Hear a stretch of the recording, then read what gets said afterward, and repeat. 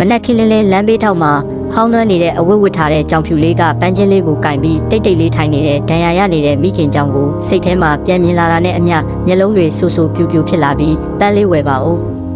ဆိုတဲ့အတန်သေးသေးနဲ့လမ်းသွားလမ်းလာတွေကိုခေါ်နေတယ်ဒါပေမဲ့လူတွေကဖုံးကြည့်ရင်အလုတ်အလင်မြန်နဲ့သူ့ကိုမမြင်တယ်လို့ကြော်သွားကြတယ်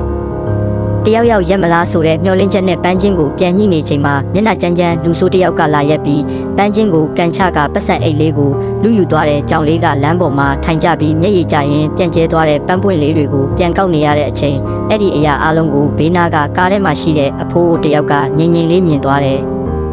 အဖိုးအိုကကြောင်လေးကိုခေါ်ယူပြီးအစားအစာပေးကမိခင်ကြောင်ကိုပါစေကူဆောက်ရှောက်ပေးလိုက်တဲ့အချိန်တွေကုန်လွန်လာပြီးကြောင်လေးဟာပန်းအလုပ်ကိုကျွမ်းကျင်လာသလိုပန်းဆိုင်လည်းကြီးထွားလာခဲ့ပြီးနောက်ဆုံးမှာတော့ပန်းဆိုင်ကြီးရဲ့ပိုင်ရှင်ဖြစ်လာကလမ်းဘေးကြောင်လေးတွေကိုပြန်လဲကူညီပေးနေတဲ့ဘဝအသစ်တစ်ခုကိုရရှိသွားခဲ့တယ်